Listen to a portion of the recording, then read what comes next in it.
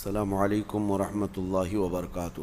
جو رب ذوالجلال قرآن پاک میں یوں ارشاد فرماتا ہے وَكَانَ حَقًّا عَلَيْنَا نَصْرُ الْمُؤْمِنِينَ، ہم نے اپنے اوپر لازم کیا ہے کہ مومنوں کی مدد کریں، لیکن مومن بے قرار ہے، انہیں ایسا لگتا ہے کہ اب مدد آئے گی نہیں۔ کیوں نہیں آئے گی؟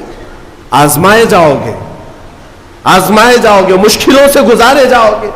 ایک آیت میں تمہارے سامنے پڑھتا ہوں، رب تعالیٰ فرماتا ہے ام حسبتم ان تدخلوا الجنہ، کیا تم یہ سوچ کر بیٹھے ہو کہ سیدھے جنت میں چلے جاؤ گے؟ وَلَمَّا يَأْتِكُمْ مَثَلُ الَّذِينَ خَلَوْا مِن قَبْلِكُمْ مَسَّتْهُمُ الْبَأْسَاءُ وَالضَّرَّاءُ وَزُلْزِلُوا حَتَّى يَقُولَ الرَّسُولُ وَالَّذِينَ آمَنُوا مَعَهُ مَتَىٰ نَصْرُ اللَّهِ۔ رب تعالیٰ فرماتا ہے کیا تم یہ سوچ کر بیٹھے ہو کہ سیدھے جنت میں چلے جائیں گے، اور پہلے والوں کو جیسی مصیبتیں آئیں ویسے تم پر نہیں آئیں گی؟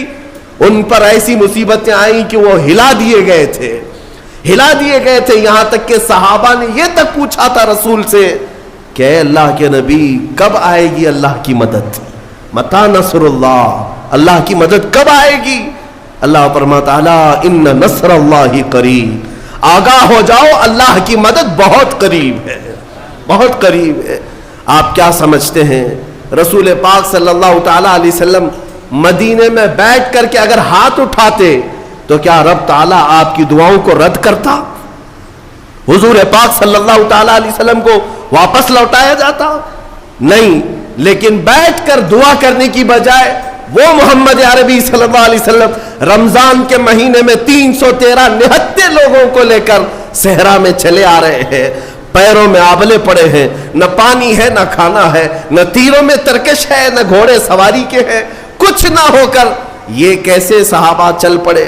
آج بھی میں مدینے جا کر دیکھتا ہوں اے سی بس میں بیٹھ کر کے بدر کے میدان تک جانے میں ہا ہو کرتے رہتے ہیں لوگ۔ میرے عزیزوں، ان صحابہ کی عظمتوں پر قربان، اس زمانے میں نہ روڈ ہے نہ راستہ ہے نہ چھاؤں لینے کے لیے کوئی مکان ہے، لیکن چلے جا رہے میرے مصطفیٰ کے پیچھے، صرف اس لیے اللہ کی رضا حاصل کرنی ہے اور رسول کی حمایت میں لگنا ہے، اور پیروں میں ان کے چپل نہیں ہے۔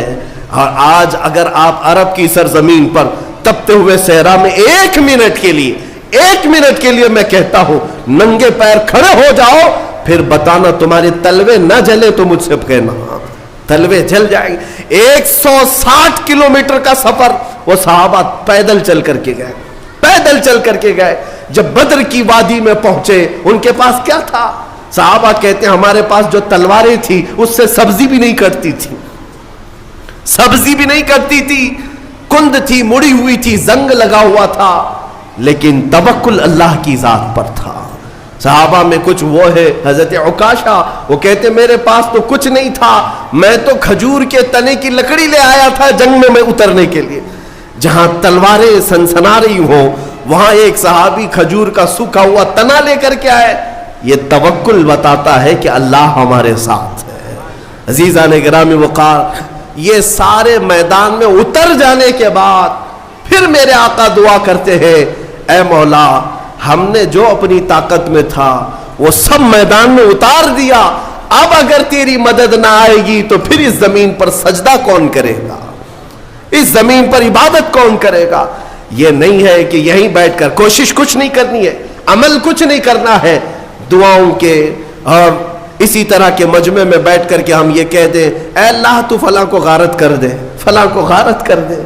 عزیزان گرامی، مومن کے لیے کہا گیا ہے کہ وہ عملی میدان میں اترے۔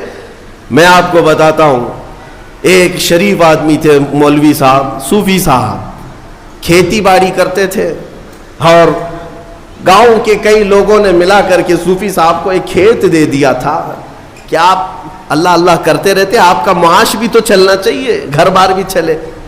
تو صوفی صاحب کو کھیت ملا، مولوی صاحب نے کھیتی باڑی تو کر لی، اس میں مکئی یا گیہوں جو بھی آئے، فصل جب آئی تو ظاہر سی بات ہے بیٹھتے تھے، ایک گدھا آتا تھا اور چر کے چلا جاتا، صوفی صاحب کیا تسبیح پڑھتے اے اللہ یہ گدھے کو برباد کر دے، اے اللہ یہ گدھے کو تباہ کر دے، یہ گدھے کو ختم کر دے، بیٹھے بیٹھے گدھے کو ختم کر دے، بیٹھے بیٹھے گدھے کو، وہ گدھا اپنا تو چرتا تھا چلا جاتا تھا، ان کی تسبیح چلتی رہتی تھی۔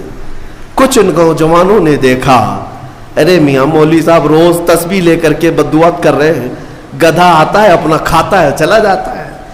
कई दिन तक देखा, आधा खेत तो गधा खा गया था। तो फिर एक दिन इन नौजवानों ने मोटे मोटे डंडे लाए और ला करके जिस वक्त गधा आया उसकी धुलाई शुरू कर दी, और गधा उसके बाद जो गायब हुआ फिर खेत में आया ही नहीं। उन नौजवानों ने कहा कि मौलवी साहब अगर तस्बीह से ही सब कुछ हो जाना था, तस्बीह से ही सब कुछ हो जाना था तो न खेती बाड़ी की जरूरत होती, न पानी बरसाने की जरूरत होती, घर में बैठते खाना पहुंच जाता।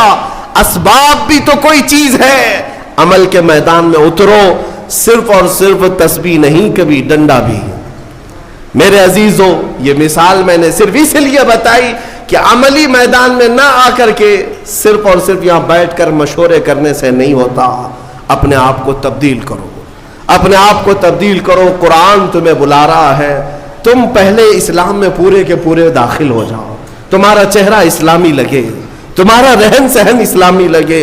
जालिमों को अपने जुल्म के अंजाम तक पहुंचाना ये मेरे मौला की शान है। वीडियो को लाइक करके शेयर जरूर कर देना।